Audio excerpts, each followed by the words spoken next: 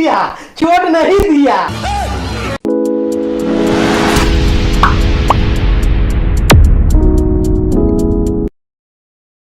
भाई लोग, भोजपुरी के गांधनाथपुर नगरी में एक बार फिर से आ गई बानी। अच्छा, आ साथ में सांडा के तेल भी लेके आयल बानी। लेकिन क्यों? काहे से कि चूहिया राज के एगो गाना आयल बा कि गोद में लेके छोड़ दिया। नहीं भैया, वो गोद में लेके खोद दिया। अरे हाँ, जैसे भोजपुरी के सिंगर और राइटर सब भी बहक गइल बानू। अरे सुधरो रे अभी तो। वही तरह हमरो जीभवा फिसल जाता, माफ करी लोग, सॉरी। आ देखी, चलो भाई। तेरा दोस्त है बहुत कमीना। अरे हाँ, वो तो हमरो पता है कि कमीना ना, बड़का कमीना है। लड़की देखते नु लार टपकावे लागेला। तेरा तो गेम बजाना पड़ेगा। वैसे ओकरा हाथ के शुक्र भी बहुत मजबूत बा।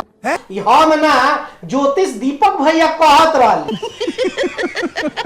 वैसे का कोइला सा कल तेरा हक है उसे मैं छीना।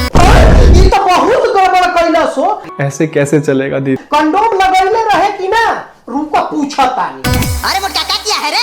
अरे तनका रिसर्च कर रहे थे। ससुरा ढोली के रिसर्च चंदनवा बंद कर दिलस का? हमको नहीं पता। ना समझनी लोग। नहीं, एक गाना के राइटर के बारे में हम बात करत आनी। तो रात भर ढोढ़िए को शोध किया।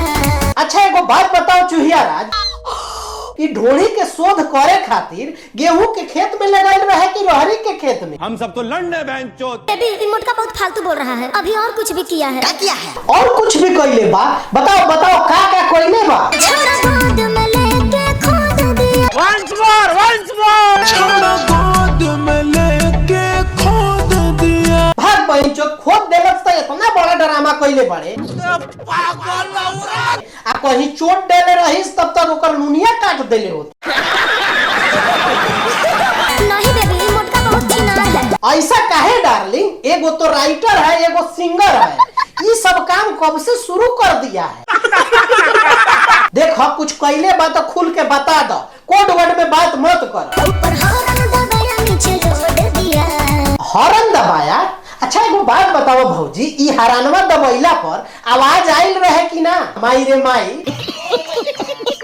तो सुना ना, एक पेर हमरो के दबावे के मिली का? देखो ना तेल लेके आइल बानी। तू रहना बेबी आरे धन श्याम से। उहे तो हमहू कहे के चाहता नहीं कि सिंगर और हीरोइन बने के यदि देखो तारू सपना तो कपड़ा ना उतारे के पड़ी। लेकिन सिंगर और राइटर और म्यूजिक डायरेक्टर से बच के रहे के पड़ी, क्योंकि मेरा दोस्त छक्का है। वो तो हमरा पता नहीं थे, लेकिन अगर तोहनी लोग के पता हो तो नीचे कमेंट करके जरूर बताइए लोग। समझ गया। मिला तानी अगला वीडियो में, लेकिन जाए से पहले लाइक शेयर कमेंट करके जाइए लोग। आई वीडियो अगर फेसबुक पेज पर देखा तारा तो पेज के फॉलो कर लिया, आ यूट्यूब चैनल पर देखा तारा तो चैनल के सब्सक्राइब कर लिया। मिला तानी, बाय बाय, टेक केयर, जय हिंद।